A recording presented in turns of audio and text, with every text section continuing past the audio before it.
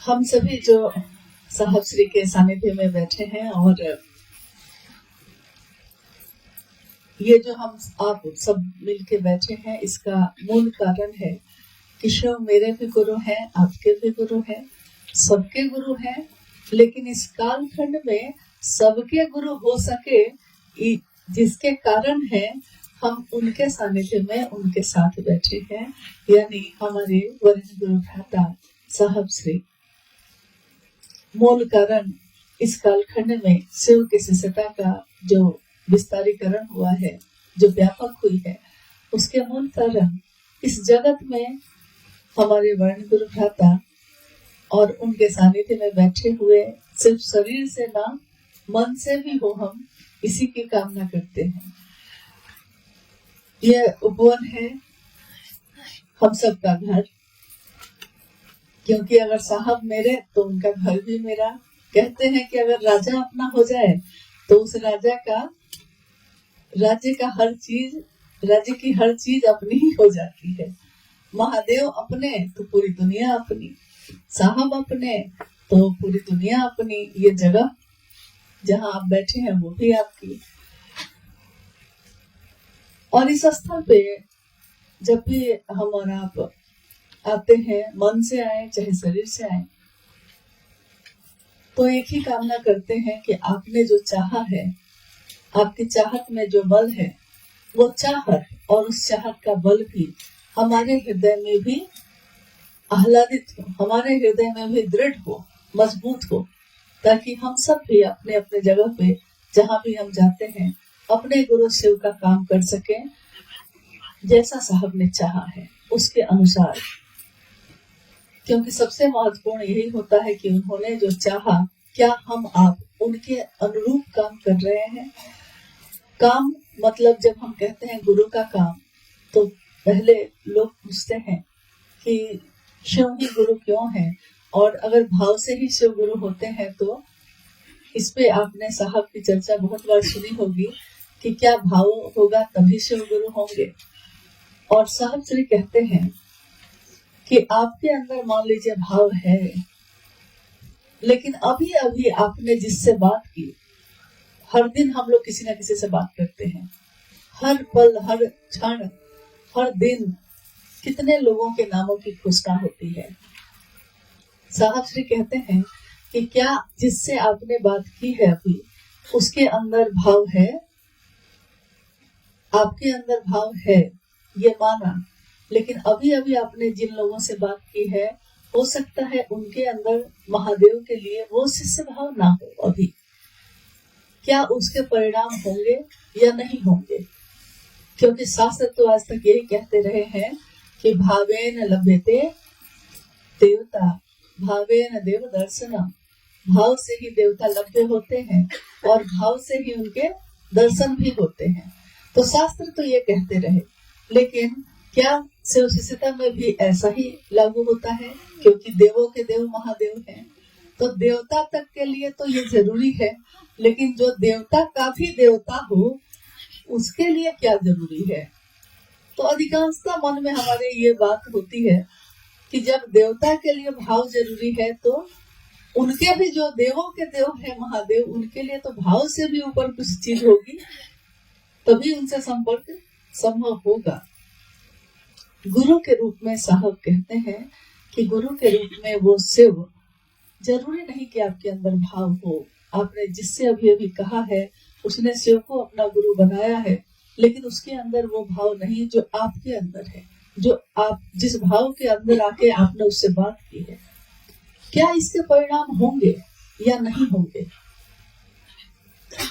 लेकिन साहब कहते हैं कि इसके परिणाम होंगे, क्योंकि गुरु के रूप में वो सिर्फ आपके भाव पे नहीं उतरते, आपके विचार पे भी उतरते हैं।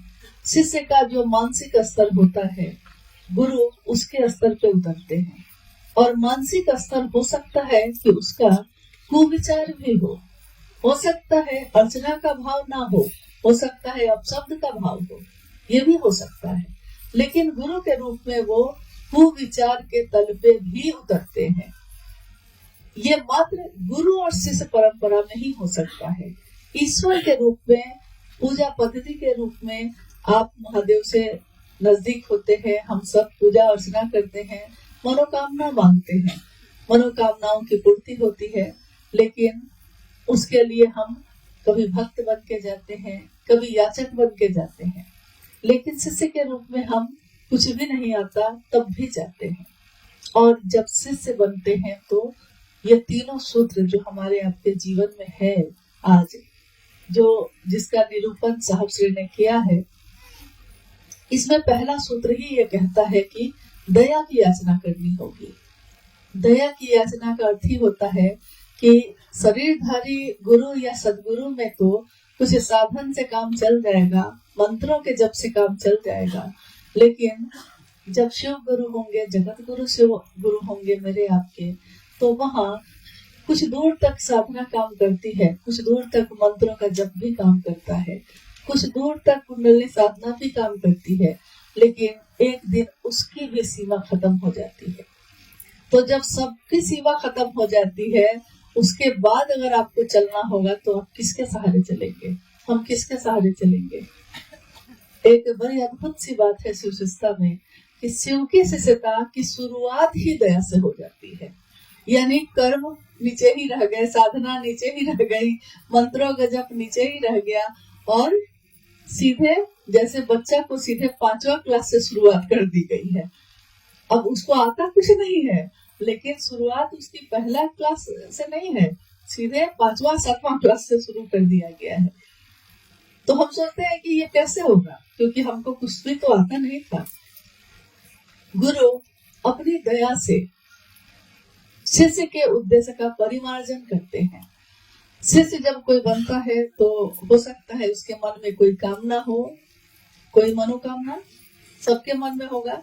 अभी हम लोग जितने लोग यहाँ बैठे हैं, तो अगर हम लोग सब आपस में एक दूसरे से पूछें कि जिस दिन हम लोगों ने शिव को अपना गुरु बनाया था, उस दिन किस कामना से बनाया था, तो सबके अलग अलग बात होगी, सबकी।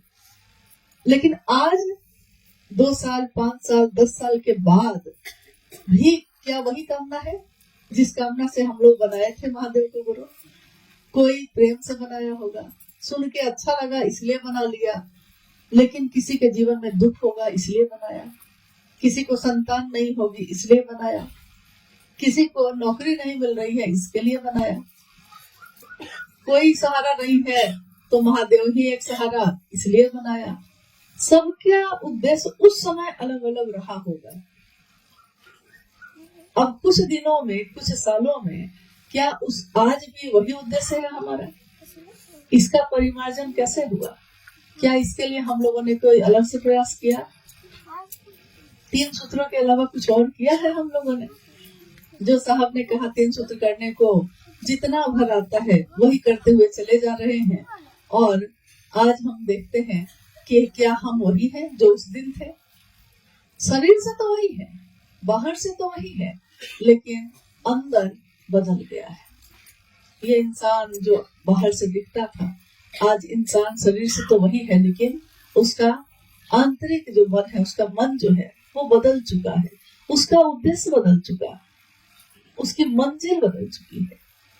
जो मंजिल कोई मनौती थी, कोई मनोकामना थी, स्वाभाविक है ना कि जिस दिन हम लोगों ने मनोकामना मन में रख के महादेव को गुरु बनाया होगा, उस दिन हमारी मंजिल महादेव थे कि हमारी मनोकामना थी? महादेव थे, मनोकामना थी, लक्ष्य तो वही था। तो जो लक्ष्य होगा आपका, मिलेगा भी तो वही। कोई बच्चा लक्ष्य रखा है कि हम मास्टर बनेंगे, तो मास्टर अगर नहीं बना तो कम से कम स्कूल का चपरासी भी बन जाएगा, लेकिन स्कूल तक पहुंच जाएगा। यानी लक्ष्य जहां है उसके नजदीक भी कम से कम पहुंच जाएगा, लक्ष्य जो होगा। लेकिन अगर कोई कलेक्टर बनने का लक्ष्य रख के चला है तो थोड़ा भी नीचे आएगा तो कम से कम और चीजों में तो बहुत आगे होगा। यानी लक्ष्य जो भी होगा हम लोग का शुरू से लेके आज तक, तो हम पहुंचेंगे भी वही। शिष्य के इस मानसिक स्तर पे उतर के महादेव क्या करते हैं? महादेव उसके लक्ष्य का परिमार्जन करते हैं। धीरे धीरे हमारा मन इतने सालों में ये समझ गया कि ये पंक्ति जो साहब ने अपनी चर्चाओं में कितनी बार कहा कि रहना नहीं देश वीराना है, यह जीवन कागज की पुरिया, बूंद परे भूल जाना है। कबीर ने कितने सालों पहले ये कहा, उन्होंने समझा होगा तो कहा होगा, लेकिन लोग कितना दोहराए इसको, लेकिन दोहराने से समझ तो नहीं पाए। साहब ने बार बार इस पंक्ति को भी दोहराया कि ये क्यों नहीं समझते हैं हम लोग कि यहाँ रहने की जगह है नहीं, आए हैं तो जाना ही होगा। तो थोड़े दिन की यात्रा में कितना सामान लेकर जाएंगे, कितनी मनोकामना पूरी करेंगे, कितनी चीजें इकट्ठा करेंगे। बोलने में तो हम लोग इस चर्चा में यही कहते रहे हैं शुरू से लेकर आज तक, लेकिन शुरू में ये बात समझ में नहीं आई थी। सिर्फ महादेव की बात की, सिर्फ महादेव से दया मांगा, महादेव की चर्चा की और महादेव को प्रणाम किया, बस इतना ही किया। लेकिन ये करते करते हमारा आपका मन सचमुच में, यथार्थ में ये समझने लगा कि यहाँ महादेव के सिवा कोई अपना नहीं है। बच के निकल जा इस बस्ती से, यहाँ करता मोहब्बत कोई नहीं, यहाँ कोई किसी से मोहब्बत नहीं करता। ये एक बहुत बड़ा भ्रम है जो हम लोग एक दूसरे से पाले रहते हैं, लेकिन कब कौन बदल जाए कोई नहीं जानता। एक ही सत्ता है जो कभी नहीं बदलती, न उसका सत्य बदलता है, न उसकी सुंदरता बदलती है। महादेव की, जिसका दर्शन साहब ने करवाया, जिनसे हम लोगों का गठजोड़ साहब ने कर दिया, एक ऐसा रिश्ता बनाया जो कभी हमारा साथ नहीं छोड़ते। महादेव ही है। लौकिक जीवन में बड़ा से बड़ा पाप भी अगर कोई कर बैठे, किसी न किसी की हत्या की है, सजा हो गई, फांसी की सजा हो गई, उम्र कैद की सजा हो गई, कानून के अनुसार, कानून की परिधि में अब उसको माफी नहीं मिलेगी। लेकिन लौकिक जगत में भी एक रास्ता उसके लिए खुला रहता है, और वो है राष्ट्रपति जो होते हैं सर्वोच्च, उनके पास मर्सी अपील करना। मर्सी अपील मतलब दया की याचना। देश का कानून एक रास्ता छोड़ता है, उसमें भी क्या है, शब्द देखिए क्या है, दया की याचना, मर्सी अपील।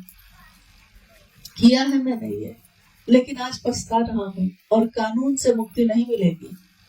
तो एक सत्ता वहां भी है, लौकिक जगत में भी है, जहां से हम माफी की याचना कर सकते हैं। और आपकी याचना जैसी होगी, आपका आचरण जैसा होगा, उस पे फिर निर्णय लिया जाता है कि क्या इसको माफी दी जा सकती है। और अगर ऐसा होता है तो माफी दी जाती है। और जब दया की जाती है, दया की अपील के बाद माफी मिलती है, तो सारे कानून के बंधन उस पर से हट जाते हैं। पारलौकिक जीवन में भी हम लोगों ने बहुत कुछ किया तो होगा, या आज भी कर रहे होंगे। हम कैसे जाने कि हम सही ही कर रहे हैं? ये तो महादेव आकलन करेंगे, गुरु आकलन करते हैं कि विद्यार्थी सही किया है कि नहीं। होता क्या है कि हम ही लोग एक दूसरे का आकलन करने लगते हैं। ये कुर्सी है महादेव की, और बारी बारी से सबको इस कुर्सी पे बैठने लगते हैं, दूसरों की समीक्षा हम खुद ही करने लगते हैं, लेकिन इससे कुछ हासिल तो होता नहीं। महादेव की नजर में हमने क्या किया है? क्या ऐसा कोई कृत्य हम सब करते हैं कि मेरे गुरु शिव का नाम हो, या ऐसा कृत्य करते हैं कि महादेव का नाम बदनाम हो? क्या करते हैं हम? ये देखना हम सबका अपने प्रति भी है। हम अपने तरफ भी देखें कि हमने क्या किया है।